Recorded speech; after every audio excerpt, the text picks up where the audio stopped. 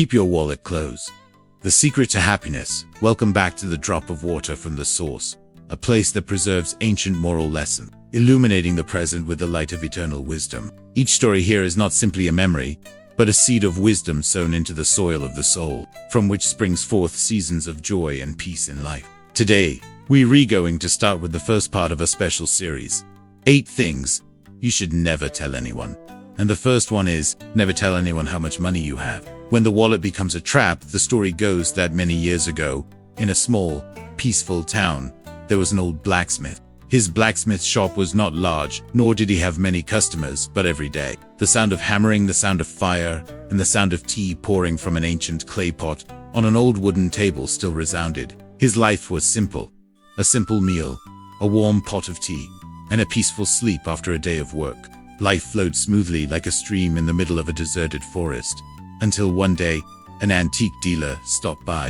The stranger was not interested in the forge or the old man's craftsmanship. The only thing that stopped him was the purple clay teapot, an item that the old man had used for 60 years without once thinking about its value. But with the keen eye of an antique dealer, he immediately recognized it as a rare treasure, a work from the Qing dynasty, worth a fortune. The offer to buy the kettle for 100,000 yuan stunned the old man, but he refused, not because he didn't like the money, but because the kettle was a family heirloom, linked to 3 generations of blood and memories. But from that moment, his life was no longer peaceful. When money is revealed, trouble begins from a simple old man. He began to wake up every night because he was worried about theft. Every strange noise made him jump up to check the kettle. Rumors spread. The villagers came to ask questions, look around, and gossip. Some even hinted that he was hiding things, even asking to borrow money. His children, who were always distant, suddenly became overly concerned. They discussed dividing the property, suggesting selling the kettle to divide the money. The old man was caught up in a storm of greed, the center of which was the antique kettle. No one really cared about him, but only focused on the number 100,000 yuan. Too big a price for a simple life. The hammer of the kettle.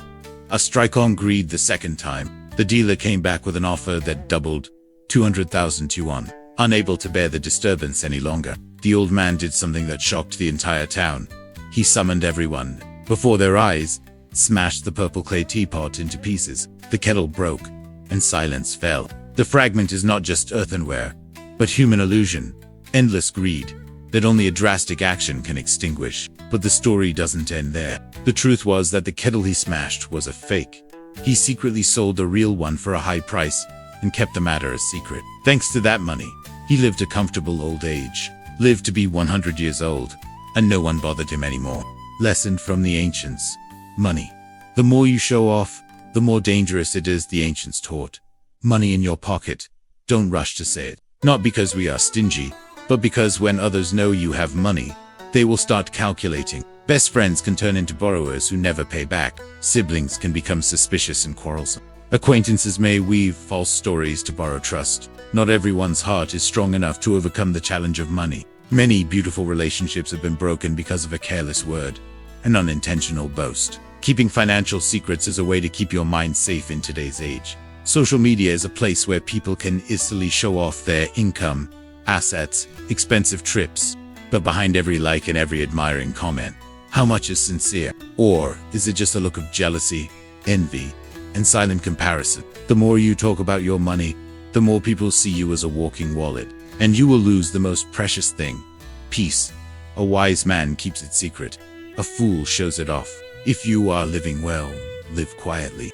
If you are accumulating, accumulate in silence. Because when you are truly valuable, without saying anything, others will realize it. Truly rich and wise people never need to prove it with words. They let their wealth show through their simple lives, their calm eyes, and their carefree smiles. Conclusion. Money is a tool. Don't turn it into a burden. Money is not bad. Money is a means to live well, to take care of yourself and your family. But when you see money as a weapon to prove your worth, you are turning yourself into a target in the eyes of others. And then, no amount of money is enough. Only more insecurity. Old love, pain, old wind. Please don't call my name. 8 things you must absolutely keep secret. Part 2, continuing the journey of discovering 8 things that should never be shared. Today, we come to the second thing. The thing that almost everyone in their life has wanted to say, has sought someone to share with, but is best kept secret. The past is past. Please keep it to yourself. When the heart refuses to forget, there was a man who once loved a girl very deeply. Even though time has passed, even though his feet have moved on, her image will forever be like a dry leaf stuck between two pages of memory, unable to fall down and unable to disappear. He often tells everyone he meets, "I once loved someone, but I can't forget her," repeating it over and over again, like a sad mantra, like a scar he wanted to show off, hoping someone would show him a way out. Until one day, he heard that on the high mountain there was a wise master who had helped many people escape from worldly troubles. Without hesitation, he packed his bags and went up the mountain. When he met the master, he immediately poured out his heart. He told about the girl, her eyes, her smile, her memories, and her unhealed pain. He talked endlessly, as if he said, "Enough," told everything, his heart would stop aching. The forgetting potion. And the lesson from Tudong, the listener said nothing, just closed his eyes and remained silent. When the story ended, the master opened his eyes and called Zhao Tong to bring tea. Then, gently, he pulled out a small bottle and handed it to the man. "Here is some water that helps you forget all your worries. Drinking it will make your heart feel light as the wind. Would you like some?" The man was stunned. On one side was the unending longing. On the other side was the opportunity to let go. But after a moment of hesitation, he asked again, "Will you really forget everything?" The master smiled and replied, "Sadness, joy, separation are all just emotions. Nothing is forever beautiful, nor is anything forever painful. The problem is not that you can't forget, but you don't want to forget." The man was startled, shook his head and said, "No, I don't want to forget everything. I just want to forget one person." The master did not argue, but turned to ask Tudong, "Did you copy the sutras today?" Tudong replied, "Yes, I copy it every day. I don't dare to be lazy." "So how do you remember that prayer?" "If you read a lot and write a lot, you will naturally remember." "What if I want to forget?" Tudong hesitated, thought, and then said, "If I stop reading, stop thinking, I will gradually forget." Letting go is not forgetting, but accepting. That seemingly simple question became a mirror reflecting the man's soul. The master turned back and said, "You tell everyone you meet. You mention everyone you meet. Even when you come here, you tell them in detail. So how can you say you want to forget? Even a child understands that. If you want to forget, you have to stop thinking and stop reminding. But what about you? You don't really want to forget her. You are just remembering too much a life that was once beautiful and regretting what has passed. That is the truth. It's not because the old love is too beautiful that we can't forget, but because the present is too empty that we cling to it. Love without fate. No matter how much you try to keep it, you can't keep it. People who don't belong. No matter how much you love them, you can't stay. Learn to wrap memories in your heart. Don't sprinkle them on every story. There are people who, after a broken relationship, often mention their ex in every conversation. Not because they still have hope, but because they have not let go. Meeting a friend. I used to know someone like that. Read a poem, a song. She used to like this song. Looking at an old coffee shop. We used to sit here. Every time I mention it, I pull the memories up from the dust. But memories are not like roses pressed in a book. The more I dig, the more blurred they become. The more I mention them, the more painful they become. Love should not be used to complain, but to learn to love yourself more after being hurt. Loving someone without fate is like having a dream that you never wake up from. Love, by nature, must come from both sides. But some people choose to go on one side forever, while the other side has long since turned away. There are relationships that end without ending. There are people who leave without saying goodbye. And we, the ones who stay, often do the worst for ourselves. Keeping a closed door open. The person you love does not necessarily love you. The person who promised to go all the way with you has now stopped at the first stop. You may be in pain, but don't tell the world. You can cry, but don't turn tears into weapons of pity. What is truly yours stays. If not, let it go. In Buddhism, there is a very profound concept of fate. People come because of fate. People go because of fate. We cannot hold on to a fate that has run out, nor can we force a fate that has not yet come. Instead of blaming, let's be thankful that we have been loved. Instead of recounting the pain, use it to illuminate the days ahead. Because if you keep telling old love stories, there will be no more space in your heart for anyone new to enter. Discretion in love is self-respect. In modern society, breakups and emotional pain are common. But how you handle a breakup is the measure of your character. A mature person will keep the pain to themselves. He'll silently and move on with their own feet. A weak person will complain, blame, or live in the past. And the most dangerous thing is, you tell the wrong person. They don't comfort you. They pity you. You told the wrong story. Private story becomes gossip. Past love affairs do not need to be embellished or exposed. They are like the last leaf of autumn.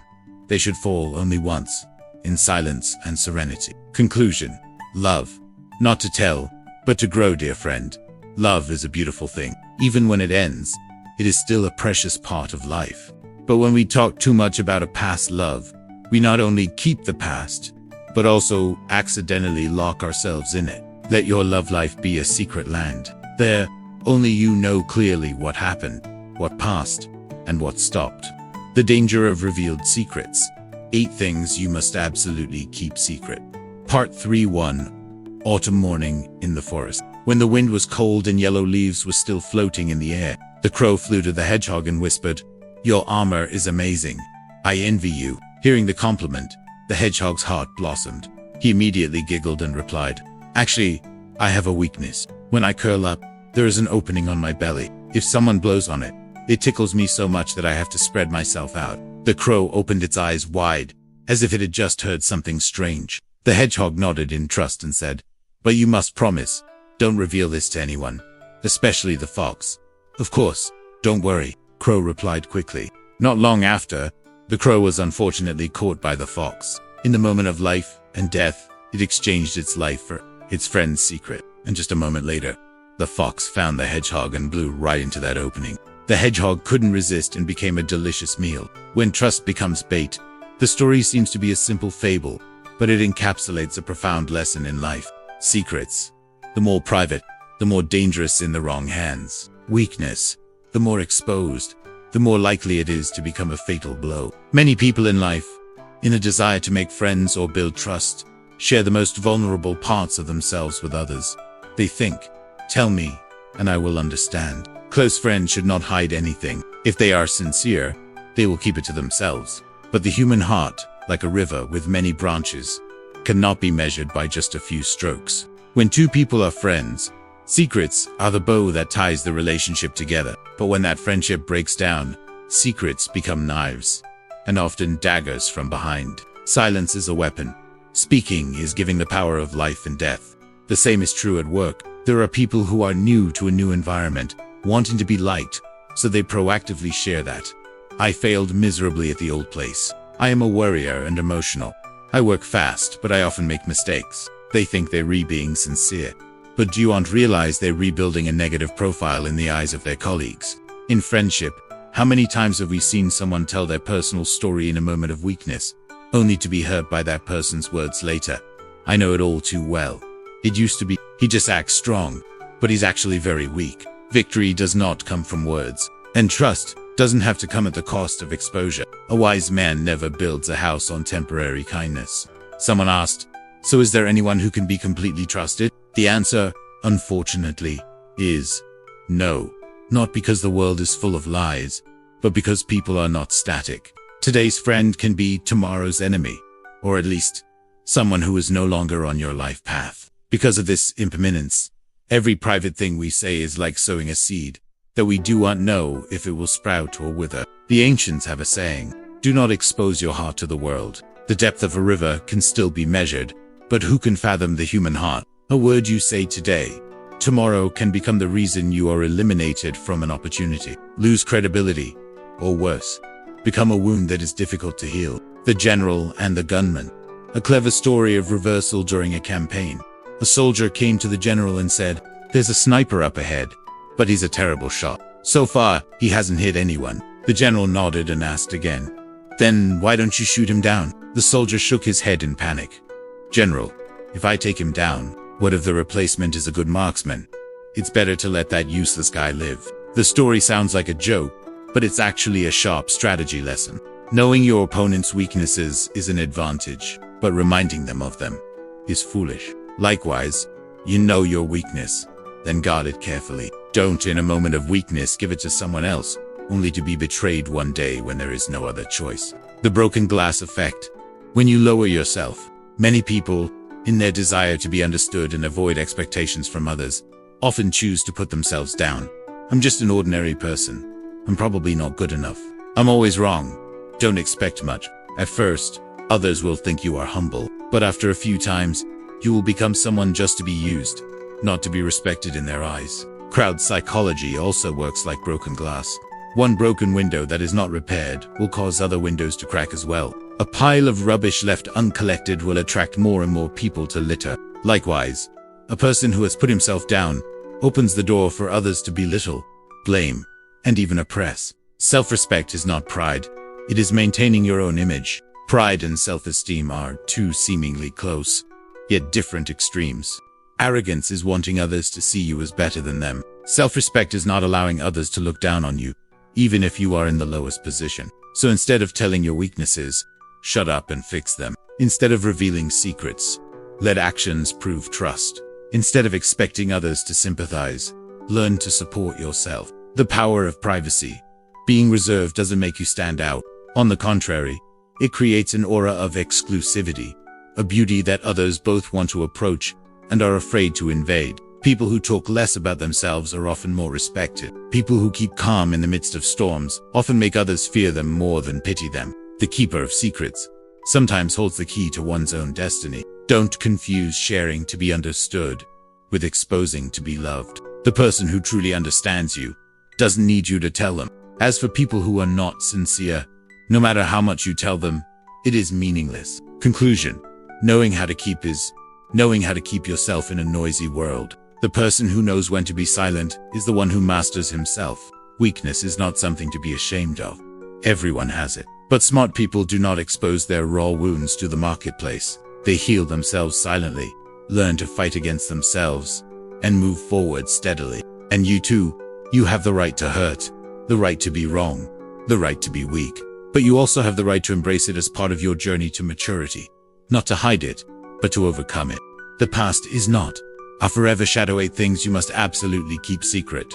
Part 4. Once upon a time, there was a poor scholar who went to the capital to take the imperial examinations. All he brought with him were books, dreams, and faith in justice.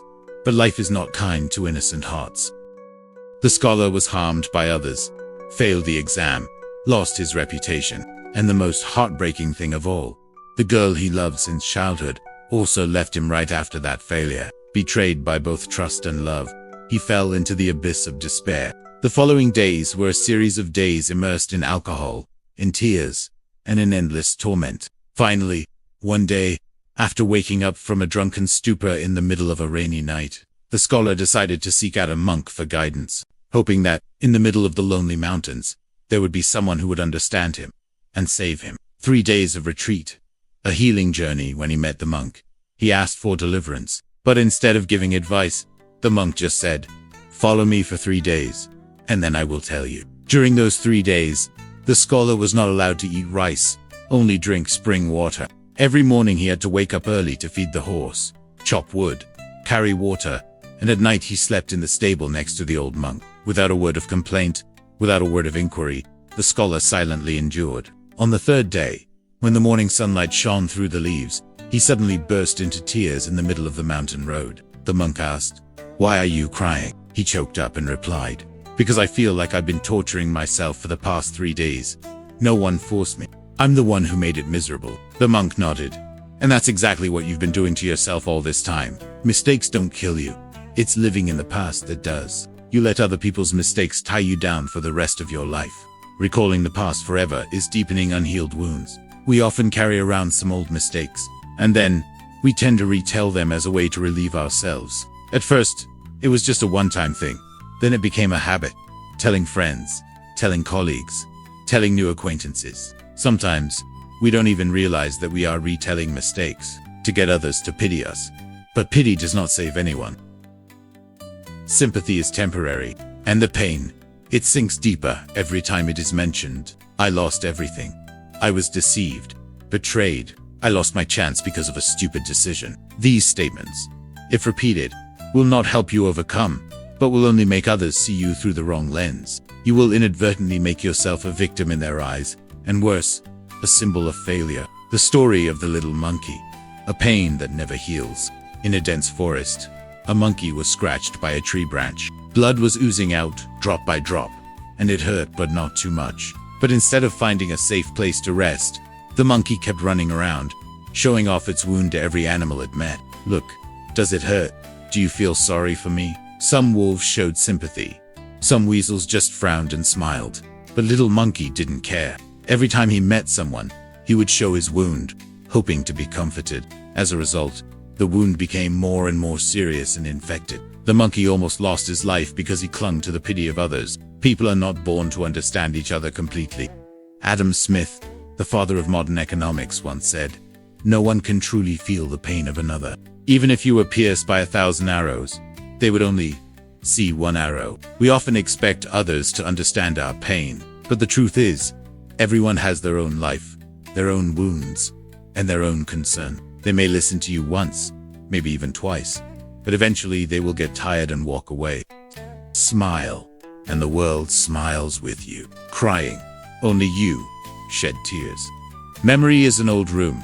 Don't live in it forever. We all make mistakes, but only the brave dare to leave them in the past. Those who continue to hold on to their mistakes are like people living in a burning house, still refusing to move out. Keep repeating,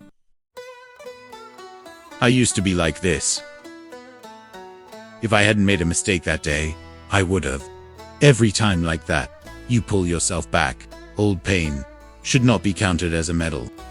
Old mistakes should not be displayed as evidence of failure. The past is a lesson, not a shackle. A strong person is not one who has never made mistakes, but one who knows. Mistakes are for growth, not for punishing yourself. There are people who keep blaming themselves for a wrong choice, an unsigned contract, an opportunity not seized. One person has left. They let their regrets take over, then seek sympathy through their stories. But what they need is not pity, but a step forward. The wise man uses the past to build the present. The fool uses it to postpone the future. Imagine if all great men fell because of early failure. Abraham Lincoln went bankrupt, lost elections many times, and suffered hardship for nearly 17 years. But he did not complain. He got up and kept going. Thomas Edison failed thousands of times before inventing the light bulb. He didn't call them mistakes. He called them learning something new. The biggest difference between successful people and failures is not the number of mistakes they make, but how they deal with them and keep quiet about them. Learn to let the past sleep. You don't have to forget what's past, but you do have to learn to leave it where it belongs. The past, if kept brought up, becomes a hook stuck in the mind. The more it is told, the more it hurts. The more it is brought up, the more it does not heal. Like an old song, you don't have to listen to it over and over again to remember it, but just put it aside to know, I used to love like that, and now I've grown up. Conclusion: don't use your mistakes to get attention. In a busy society, stories of pain are often heard more than stories of success, but the truly wise will understand that. Old stories are life experiences, not tools to extract capital from others. You have the right to hurt, but don't live in that pain forever. You have the right to be wrong, but don't let that wrong define you. Instead of recounting mistakes, let today's actions be the clearest response to all that you've been through. Someone made a very good comparison. Complaining is like pouring water on your shoes and then blaming the slippery road. It doesn't solve anything, but it makes us feel heavier and more frustrated. You complain to your loved ones, they will be tired. You complain to your friends, they stay away. You complain to society, no one will care. The truly strong person is the one who quietly adjusts his shoelaces and keeps walking. They may cry, but not complain. They may fall, but they are not to blame. A steadfast heart does not need good circumstances. It needs bright faith. Look around you. People who have risen from adversity have something in common. No blame, no excuses. Do not show pain. They silently create blessings from every small action. They don't wait for others to save them. They save themselves. Because they understand one thing deeply. If I don't stand up today, tomorrow no one will come and hold my hand. Remember, action instead of blame. If you find yourself complaining too much, stop and write down. What am I complaining about? What did I do to change that? Am I making the same mistake again? If I had kept quiet and acted, would the outcome have been different? The answer may surprise you, because most likely, you are using resentment to delay maturity. Conclusion: life doesn't owe you anything, but you owe yourself a worthy journey. Instead of asking, Why am I unhappy? Why are other people luckier than me? Ask yourself, what can I do today to make tomorrow different from yesterday? Because when you stop blaming, you begin to take back control of your life. Thank you for continuing to listen to the drop of water from the source. If you find this story worth pondering, please share it with those who are resenting life and forgetting that they are the ones who continue to write the future. Unlucky words. Poisonous wind blows out from your mouth. 8 things you must absolutely keep secret. Part 6. Someone once said, the mouth is the gateway to fortune, and also the gateway to disaster. There are words that seem to be jokes, that seem harmless, but are like invisible arrows that are shot out and cannot be taken back. Each word spoken is like a seed sown into the soil of life. If the words are kind, a good tree will grow. But if the words are poisonous, a bitter tree will grow, and the roots can touch our own destiny. This is not just folk philosophy, but a truth that has been experienced by countless people, even in modern stories that seem to have nothing to do with spirituality. When words become omens, a young woman, a colleague of a netizen, during her pregnancy with twins, often complained, "I'm so tired. I don't know how to take care of 2 children. How about giving one to a friend?" That statement, at first, sounded like a joke, but the day of birth came. One child did not survive. Another person once said to play with friends, "I've never been in an ambulance. I don't know what it feels like." That evening, he was poisoned by carbon monoxide and had to be rushed to the emergency room overnight, in critical condition. A high school student, after learning that his friend lost his mother to an electrical accident while planting rice, innocently said, "No one donates to our house." A week later, his mother was also electrocuted, and the result was such panic and grief that no one dared to call it a coincidence. Careless words can become great karma in Eastern culture. The ancients have a saying, happiness comes out of the mouth, and misfortune also comes in through the mouth. And it's not just superstition. Words, if repeated, not only affect others, but also change one's own beliefs and life energy. You often say, "I am so unlucky." Your mind will be programmed for failure. You often say, "I'm so tired, I'm so bored with life." Your body will gradually fall into a state of real exhaustion. You often joke like, "I am going to die." You are creating negative suggestions that go deep into your subconscious. Once the subconscious mind believes, the universe will respond. Once the energy of speech is polluted, life will reflect it. Words are energy.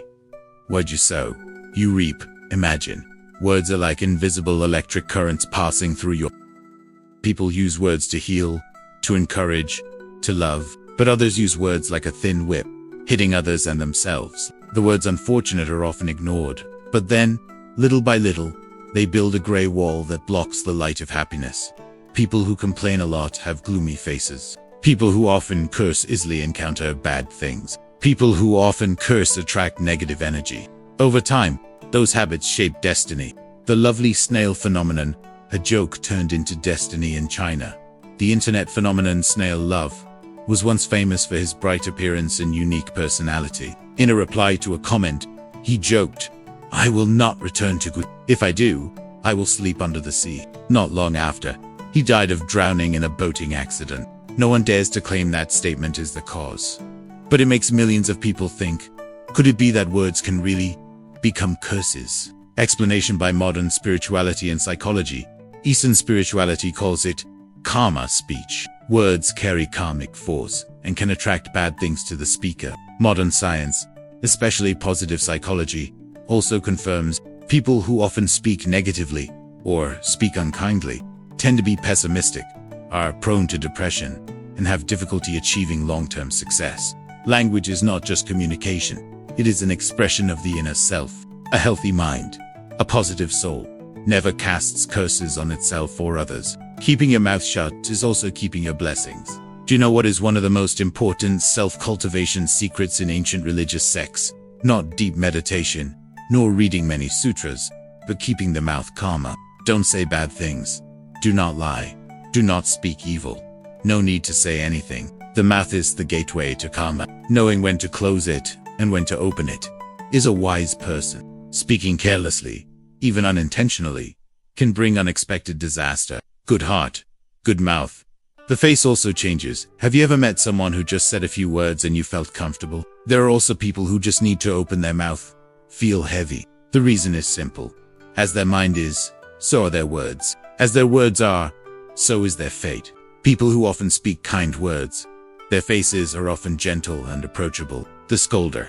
Distorted face, dark complexion. The ancients taught. Before the age of 20, your face is given to you by your parents. After 20 years old, your face is shaped by your character. If you want to change your fortune, start with your words. If you want to be liked, say nice things. If you want peace, train your mouth like a sword. Draw it only when necessary, and always for good. Folklore has taught. Believe good things are not effective. Bad things are effective. It may sound negative, but it is a folk reminder that say good things often, even if they haven't happened yet. Don't say bad things. Even in jest, they may come true. Remember, children listen to bad words. Their minds will be clouded. Old people listen to bad words. Their spirit will decline. Listening to poisonous words alone will wear down your mind. So why sow bitter seeds from your mouth? Conclusion. Silence is golden. Speaking at the right time is diamond words. Once spoken, cannot be taken back. It can save lives, but it can also hurt just as much as a knife. Learn to hold on to unlucky words.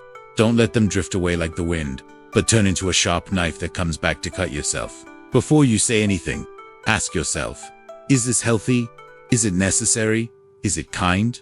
If not, leave it alone. Don't let words create karma, because there are consequences ... that don't come soon, but will come very late.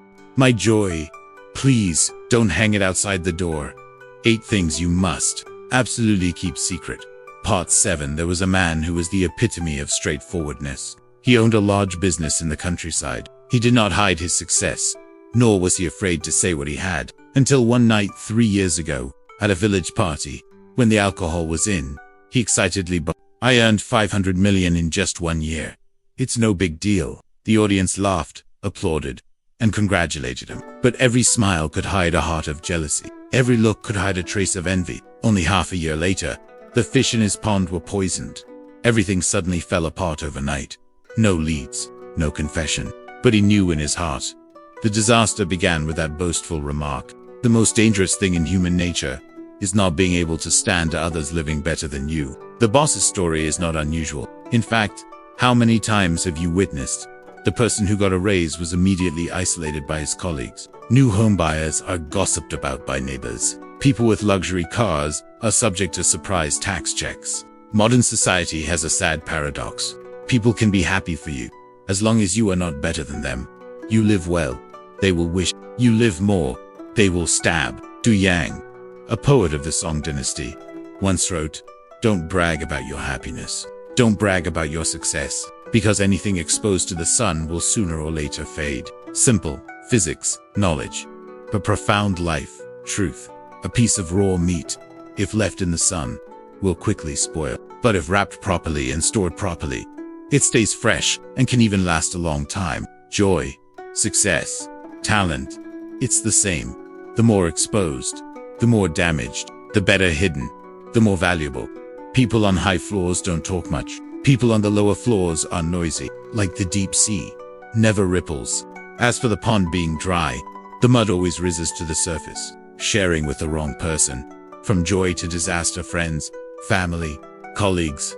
Everyone can smile when you share your success, but not everyone is genuinely happy for you. A true story tells that a man passed the civil service exam, a miracle in his village. He was happy and immediately invited relatives and neighbors to celebrate. But from the next day, whispers began to appear. It must have parked through the back door. Nothing special, just lucky. Not stopping there, people began to probe his family background and gossip about his private life. And then, he himself, after 6 months, asked to transfer his job, because he could not stand the pressure of public opinion from his own hometown. Crowd psychology. Pity is easy. Blessing is difficult. People are often sympathetic to the weak, but it is very difficult to sincerely congratulate those who are better than you. Beggars do not envy millionaires, but will be jealous of other beggars who have better positions. That jealousy doesn't come from evil, but from a wounded ego. And when jealousy arises, people are willing to drag others down, just to make themselves feel more normal. Novel Malice. The story of the death of a good person in the novel Malice, by Higashino. The character Hitaka is a famous and successful writer. His childhood friend Kusuke's grandfather was once wholeheartedly helped by it, but when he saw Hitaka's success, jealousy arose. He secretly planned to harm, and finally, killed the very person who helped him. Before killing, he left a haunting diary entry. I hate you. I hate that you fulfilled my dream before me. I hate it when you succeed and I fail. I take all my anger out on you. So, be happy quietly, like flowers blooming in the forest. No one needs to witness. There are some joys that are best kept secret. There are some most meaningful successes that go on. Smart people don't hide because of fear. They hide because they understand that silence is the strongest armor. Today's success does not guarantee tomorrow. Happiness today is not without its ups and downs. If you expose everything online, tell everything to your friends, brag about everything to your relatives, when something happens, you will be alone facing countless harsh looks. Boasting is like inviting bad luck into your home. Many famous people have been attacked, robbed, and even killed just because they posted photos of their houses, cars, watches, and fancy check-in locations. You don't have to be famous to be watched. Just by appearing different in a community, you become a target for jealousy. You buy a car, people notice. You change house, people ask and investigate. You are happy, there will be people looking for weakness to break. The greatest happiness is peace, not cheers. We live not to be better than others, but to be better than ourselves yesterday. If you have a stable family, a job that makes a living, a peaceful mind, then you are more successful than millions of people out there. And what you need to keep is not the halo, but the quiet inner strength. Be like the deep sea.com, but strong. Be like an underground stream, unseen, but always fresh. Conclusion: keeping happiness to yourself is a kind of it's not because of fear of jealousy that we don't share, but because we understand the most precious things should be protected with silence. You can be happy in your heart. You can give thanks silently. You can share, but choose who, choose where, choose when. Because not everyone who hears your funny story will sincerely congratulate you, and not everyone who smiles at you wants you to be happy. Thank you for still walking with the source. What a drop. If today's story makes you think differently about how to preserve happiness, please keep it as a small light in everyday life. Family matters. Keep it so that your home is still your home. 8 things you must absolutely keep secret.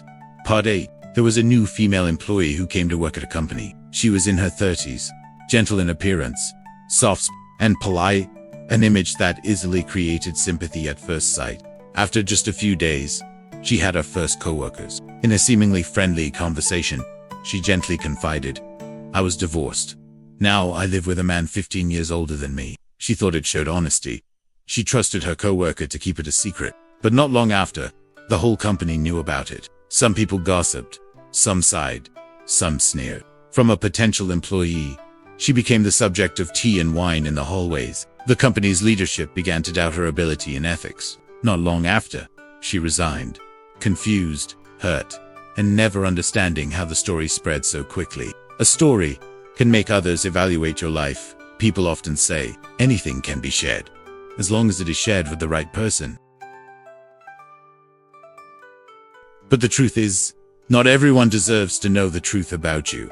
Not because they are bad, but because they are not responsible for your words. You tell your story, they listen. But then what? Some people sympathize, someone pitied, and there are also people who use that very thing to mock, judge, or put you down when necessary. The more you tell, the more pieces people have to paint a false picture of you. Bad things in the house should not be brought outside, an old saying, but never out of date, the ancients taught. Every family has its own problems. Don't be quick to believe the laughter behind other people's doors, and do not bring the crying in your house out for the world to hear. Even a happy family has conflicts. Even though husband and wife love each other, they sometimes quarrel. If every time you do that, you tell your friends, colleagues, neighbors, then you are digging a hole in your roof. At first it was a confession. Following is the discussion. Finally, gossip. The home gradually cracks, not because of internal matters, but because of external words. The person who asks you is not necessarily the person who wants to help you. Sometimes, you hear a word of concern. "How is your family these days?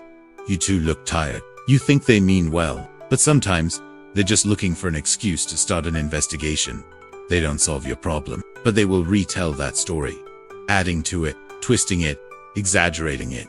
"I heard her husband is unfaithful. She's divorced, living with someone 15 years older than her." And then, you, the main character of the story, cannot argue or stop it. Family. The more stormy, the more you have to build a tight wall. Every home is a castle. The castle may be beautiful. It may be old. But the walls around it are what keep it alive. When you share your private stories, disagreements, and arguments, you are opening the door for outsiders to enter your castle. And outsiders, whether well-intentioned or, they are not the ones to get cold wind late at night. They are not the ones who take care of every breakfast. They are not the ones staying up all night because of a feverish child. They are just outsiders, looking in and commenting. A folktale. The story brings brokenness. The story goes that a woman, during an argument with her husband, told her best friend about the incident. The older sister, who loved her younger sister, advised, "If your husband is like that, then divorce him. You deserve better." Not long after, the husband found out and was hurt by the exposure. He became distant and cold. Then the conflicts piled up. As a result, they really divorced. Many years later, the woman sighed, "I should have kept quiet that day. Just a temporary argument, but my words fueled the fire." Communication in the family is an art more important than any words outside. A psychologist once said, "It doesn't matter what happens. What matters is how each person in the family feels about it." Sometimes anger can be resolved with just a hug or a gentle apology. But if you let it out in the open before sitting down with your loved one, you've missed the opportunity to heal. Many relationships don't die because of mistakes, but because of misplaced words. Silence at the right time is insurance for the home. Ask yourself, when you tell your family story to outsiders, can they help? Or are you just satisfying a temporary emotion, then paying the price with long-term scrutiny? There are stories that when told, people will pity you at first, but then they will use that same story to make a topic of discussion, examine your character, or even rob you of the happiness you have. Family is the only place you can return to without any reason.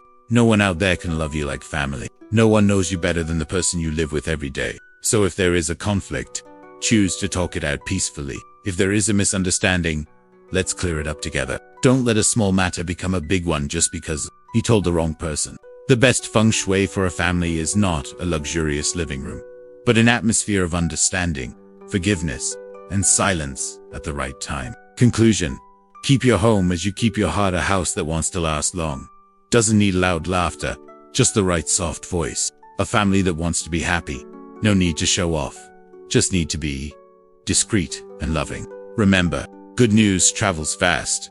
Bad news travels fast. So, do you want to be the one who brings up your own story and then blames others for talking behind your back? Keeping family matters to yourself is a kind of self. It is the way you protect your home from the wind and dust of life. It's how you tell the world, I am mature enough to solve my sadness with love, not with words. Thank you for joining us on the journey of 8 things that must be kept secret. These are small things, but they can create peace for a lifetime. If you find this series useful, please share it so that more people can learn how to live more deeply, more slowly, and love more properly.